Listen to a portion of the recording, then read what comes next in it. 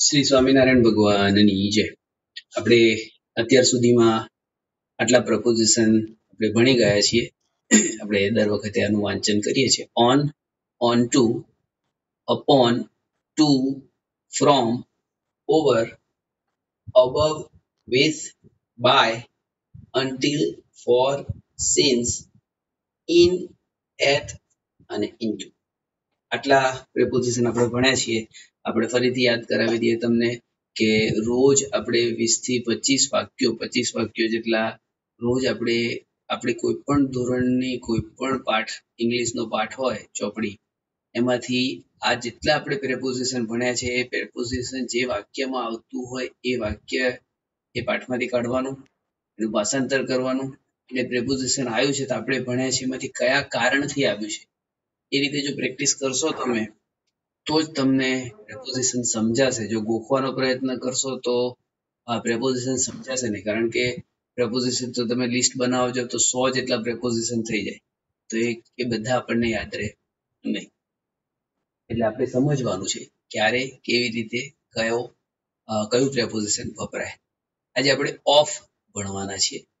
Of બે પ્રકારના of હોય છે, એક ઓએફ અને એક આપણે ભણીશું ઓ એફ એફ, એટલે કે ઓ ડબલ એફ. પહેલા આપણે ઓફ જોઈએ તો અહીંયા એનો ઉપયોગ છે કોઈ પણ વ્યક્તિ કે વસ્તુનો સંબંધ બતાવવા માટે. મોટે ભાગે છઠ્ઠી વિભક્તિ જેને ગુજરાતીમાં આપણે કહીએ છીએ કે આ નો ની નું ના, એમ કે ભાઈ આ રમેશનો ફોન કે મયુરની ચોપડી, નો ની નું ના, રમેશનું ઘર કે આ રમેશના પપ્પા, એટલે નો ની નું ના. તો આપણે હવે એના ઉદાહરણ જોઈએ, આપણને વધારે ખ્યાલ આવશે. Ghanshyam is son of Dharmadev.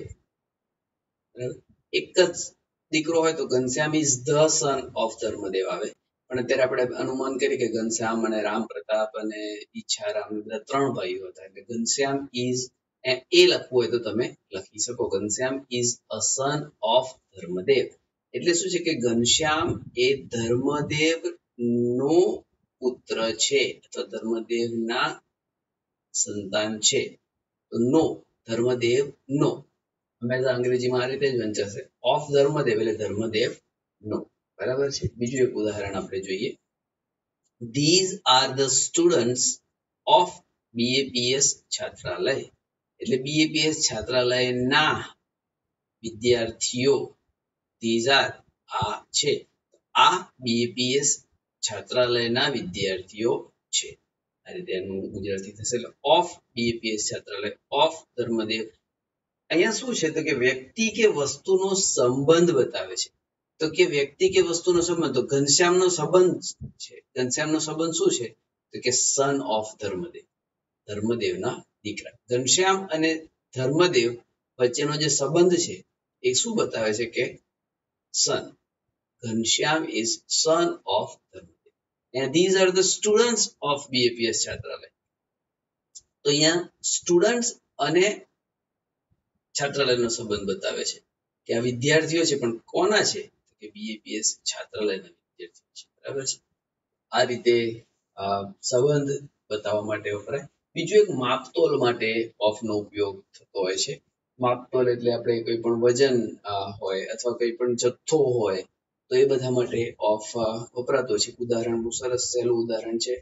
I will drink a glass of water. કોઈના ઘેર ગયા હોય અને કોઈ પૂછે કે શું લાવું, તો કે I will drink a glass of water. હું એક ગ્લાસ પાણી પીશ. બરાબર છે. એટલે ઓફ વોટર, વોટર એક જથ્થો છે, તોલ, માપ તોલ છે એનું.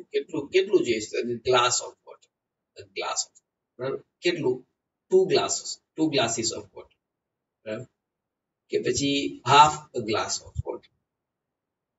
અહીંયા ગીવ મી હેન્ડફુલ ઓફ નટ્સ. કેટલા નટ્સ?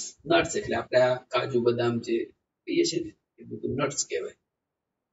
આપણે સિંગ માટે છે ને પીનટ્સ, એ બધા જ પ્રકારના નટ્સ કહેવાય. તો ગીવ મી હેન્ડફુલ ઓફ નટ્સ, કેટલા નટ્સ જોઈએ છે? તો કે હેન્ડફુલ એટલે મુઠ્ઠું. કેટલું પાણી જોઈએ છે? 1 ગ્લાસ ભરી. એનું માપ છે, એનો તોલ. આપણે માપ સાથે જ્યારે કંઈ પણ વસ્તુનો નિર્દેશ કરવો હોય આપણે, ત્યારે એમાં ઓફ વપરાતું હોય છે.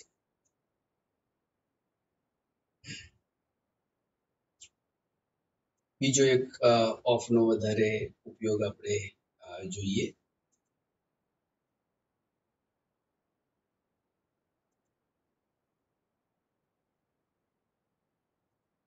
મટીરિયલ અને તેમાંથી બનેલી વસ્તુ સાથે.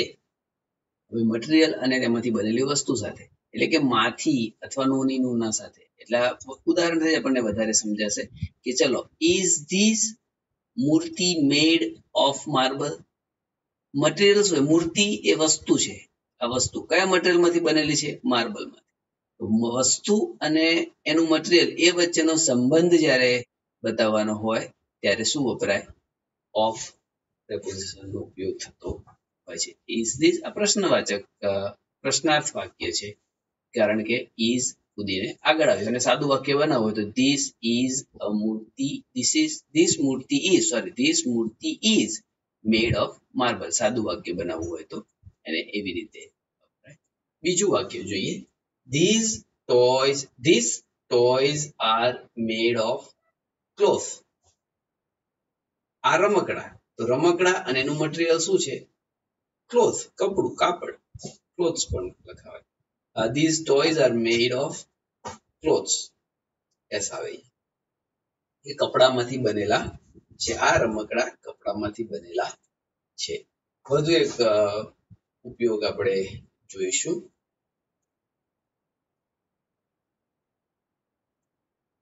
ઘટના અથવા રોગથી મૃત્યુના કારણે, કોઈ ઘટનાના કારણે અથવા કોઈ રોગથી મૃત્યુ થયું હોય તો એના કારણ સાથે પણ ઓફનો ઉપયોગ થતો હોય છે. ઉદાહરણ જોઈએ.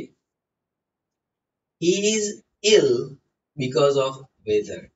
શિયાળામાંથી ચોમાસું, શિયાળો ઉનાળો થાય, ઉનાળામાંથી ચોમાસું આવે, કે જે પ્રમાણે ઋતુ આવતી હોય તો બે ઋતુ જ્યારે ભેગી થાય, વાતાવરણ જ્યારે બદલાય, એના લીધે એ બીમાર છે. એટલે ઘટના અથવા એ ઘટના શું થઈ છે? તો બીમાર પડે છે. એ બીમાર પડે તો કેમ? એનું કારણ શું છે? તો એનું કારણ છે આ વેધર. બરાબર છે? એટલે વેધરના કારણે એ બીમાર પડ્યો છે. બીજું ઉદાહરણ જોઈએ. C died of poison. ઘટના શું થઈ છે? કે મૃત્યુ પામી ગઈ. સી ડાઈડ, તે મૃત્યુ પામી છે, તેણી મૃત્યુ પામી છે. એનું કારણ શું છે? તો કે ઓફ પોઈઝન. તો કારણ જે હોય એની સાથે ઓફ લાગે. હજુ એક ઉદાહરણ જોઈએ. He is ashamed of his brother's bad behavior. He is ashamed એટલે એને શરમ આવી છે અથવા એ શરમજનક, શર્મિંદો થયો છે. He is ashamed એ શર્મિંદો છે. તો એનું કારણ શું છે શર્મિંદો થવાનું? તો કે his brother's bad behavior, એના ભાઈનું ખરાબ વર્તન. એ કારણ છે, એ આખું કારણ છે. એ કારણના આગળ ઓફ આવે. તમે કોઈ એકલું બિહેવિયર કારણ છે? ના. તો કે બેડ બિહેવિયર, ના, બેડ બિહેવિયર પણ કોનું બેડ બિહેવિયર? તો કે તેના ભાઈનું. એટલે આ આખું કારણ આવશે. his brother's bad behavior. બરાબર છે? હજુ એક બીજું વિશેષ ઉદાહરણ જોઈએ. he died of cancer. he died એ મૃત્યુ પામ્યો. તો આ ઘટના છે અથવા રોગથી મૃત્યુ થયું છે. આપણે બે કારણ સમજ્યા છે. આના પહેલા પણ એક ઉદાહરણ આપણે જોયું કે she died of poison. એ રીતે આ છે he died of cancer.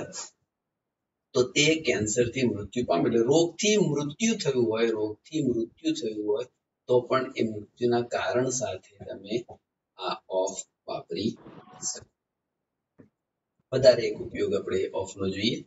About ના અર્થમાં જે વાક્યની અંદર તમે અબાઉટ વાપરી શકો. અબાઉટ એટલે ના વિશે, ના બાબતમાં.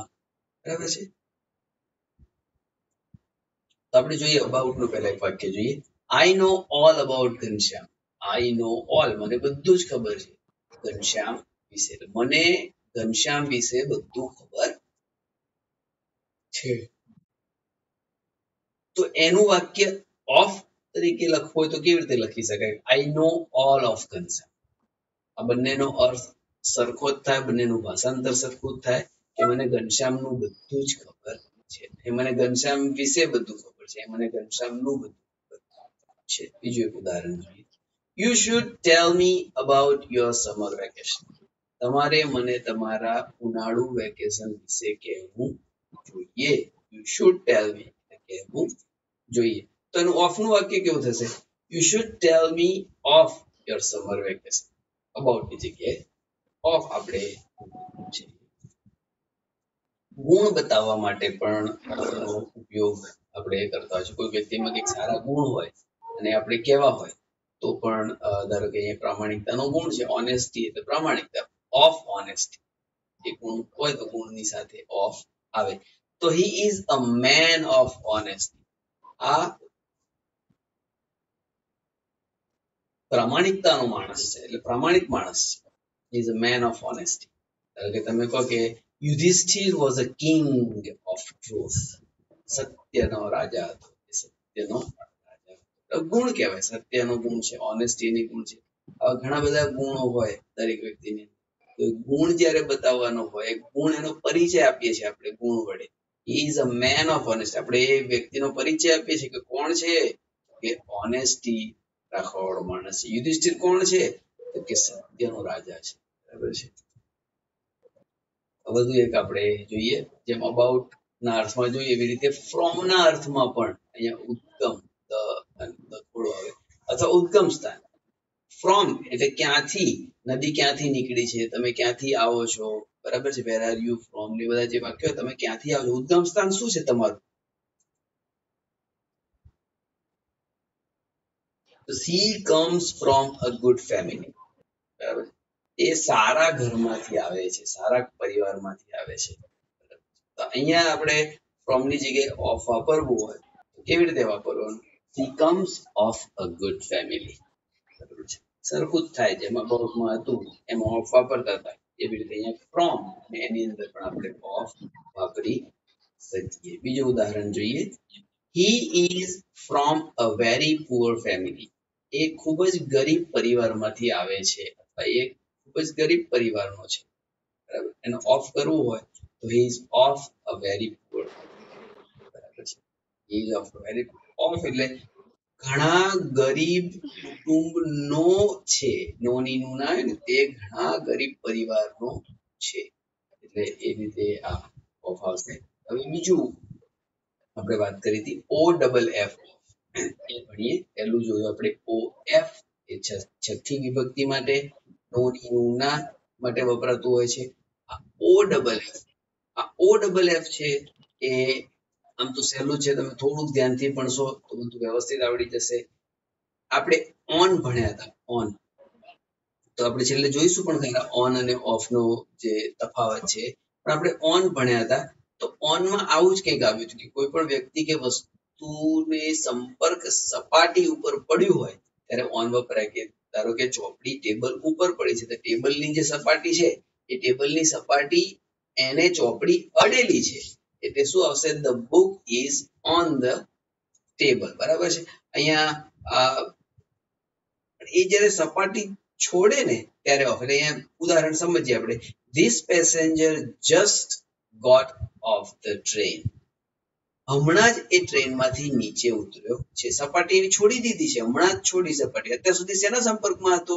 એ તો એ ટ્રેનની સપાટી અંદર ડબ્બામાં બેઠો હોય, કે એની પાંકડા ઉપર બેઠો હોય, કે એની જે સીટ હોય એની જગ્યા હોય ત્યાં બેઠો હોય, પણ એ સંપર્કમાં હતો એટલે the passenger was on the train. બરાબર છે. એ ટ્રેનમાં હતો, પેસેન્જર એમાં હતો. હવે એ જસ્ટ ગોટ ઓફ, એ નીચે ઉતર્યો છે, એણે સપાટી છોડી દીધી, એણે ટ્રેનની જે સપાટી હતી છોડી દીધી, એટલે એટલા માટે શું વપરાય? This passenger just got off the train. I took this pen off the table. ટેબલની ઉપર પેન પડી હોય તો પેન એ ટેબલની સપાટી સાથે સંપર્કમાં છે. હવે તમે પેનને ઉપાડી લો છો તો શું કહેવાય? I took this pen off the table. Students are getting off the bus. છોકરાઓ સ્કૂલેથી પાછા આવે અને બસ ખાલી થતી હોય આપણે શું કહેવાય? Students are getting off the bus. Getting off, બરાબર છે, બસમાંથી નીચે ઉતરે છે. એટલે આ રીતે સંપર્ક છોડીએ ત્યારે એ ઓફ નો ઉપયોગ થતો હોય છે. હવે ઓફ વર્સિસ ઓન આપણે જોયું, બંનેમાં તફાવત શું છે, કેવી રીતે ઓન આવડતું હોય તો ઓફ આપણને આવડી જાય. તો ઉદાહરણ જોઈએ આપણે. This book is on the table. આપણે હમણાં જ વાત કરી કે ચોપડી ટેબલ પર પડી હોય, શું કહીશું આપણે? This book is on the table. હવે એમાં ઓફ વાપરવું હોય તો શું કરવું પડે? Take the book of the table. કેમ અહીંયા ટેક આવ્યું? તો કે એને ઓફ કરવી હોય, ઓફ સ્વિચ ઓફ કરીએ ને, ઓફ ને ઓન, આ એવું જ છે, સ્વિચ જેવું છે. સ્વિચ ઓફ કરો ઓન કરો. આપણે જો એને ઓફ કરવી હોય તો શું કરવું પડે? ચોપડીને ટેબલની સપાટીથી મુક્ત કરવી તો શું કરવું પડે? એને ઉપાડી લેવી પડે, અથવા એને ધક્કો મારીને નીચે પાડી દેવી પડે. તો શું કહેવાય? Push the book. ધક્કો મારવાનો. લઈ લો તો ટેક ધ બુક, બરાબર છે. ઝાપટ મારી પાડી દેવાની હોય તો throw the book of the table. Table પરથી, ટેબલ પરથી, ટેબલ પરથી ચોપડી. બીજું ઉદાહરણ જોઈએ. He is sitting on a chair. આપણે ગઈકાલે પણ વાત કરી કે ચેર જુદા કલરમાં એટલા માટે છે કે સિટિંગ ઓન a chair એટલે હેન્ડલ વગરની ખુરશી છે. હેન્ડલ વાળી કે સાઈડમાં બેહવા એવી ખુરશી જો આવે એના માટે શું વપરાશે? He is sitting in a chair આવે, બરાબર છે. અહીંયા ઓન ચેર એટલા માટે છે કે આપણે એવું સમજીએ કે આ હેન્ડલ કે સાઈડના સપોર્ટ વગરની ખુરશી છે. તો he is sitting on a chair. હવે ઓફ વાપરવું છે આમાં તો શું કરવું પડશે? he is getting off the chair. getting off the chair કરો તો એ ચાલે. એ જે ખુરશી હોય એ ખુરશીમાંથી ઊભા થતા હોય, અહીંયા બેસી રહ્યા છે, he is sitting on the chair. બરાબર. he is getting off, એકદમ ઊભા થતા હોય તો એ શું કહેવાય? getting off. આપણે કહીએ get out તો કે બહાર જતો રહે, બરાબર છે. get up તો કે તું ઊભો થઈ જા. તો એવી રીતે getting, he is getting off the chair એટલે એ ઊભો થઈ રહ્યો છે, બરાબર છે. એ ખુરશીમાંથી ઊભો થઈ રહ્યો છે. he is on phone. કોઈ ફોન કોઈનો ચાલુ હોય ને તો કે he is on phone. A phone ઉપર છે. તો ઓફ કેવી રીતે વાપરીશું? તો he is off the phone. તો સહેલું જ છે. તમને જો ઓન આવડતું હશે તો ઓફ તમને સહેલાઈથી આવડે છે. ખાલી એટલું જોવાનું છે કે અહીંયા શું છે? અહીંયા સિટિંગ બેસી રહ્યો છે. હવે એને આપણે ઓફ, એ માણસને, બેસેલા માણસને ખુરશીની સપાટીથી છૂટો કરવો હોય તો એને ગેટ ઓફ કરવું પડે, અથવા એને સ્ટેન્ડ, એને ઊભો કરવો પડે ગમે તે રીતે. અહીંયા શું હતું? ચોપડી ટેબલની સપાટી ઉપર હતી તો હવે એને કાં તો લઈ લેવી પડે, કાં તો એને ધક્કો મારવો પડે, બરાબર છે. તો એવી રીતે કાં તો એને ઝાપટ મારવી પડે, જે થાય. પણ એ ચોપડીને લેવી હોય, ટેબલની સપાટીથી મુક્ત કરવી હોય તો કંઈક કરવું પડે. અહીંયા ફોન ઉપર છે તો ફોન ઉપરથી હટાવવા માટે શું કરવાનું? કશું નહીં, ખાલી ફોન ખીચા મૂકી દેવાનો પાછો હતો એમને. એટલે એમાં કઈ ફેરફાર થતો નથી, નવી કોઈ ક્રિયા કરવાની નથી એમાં. he is on the phone અથવા she is off the phone, બરાબર છે.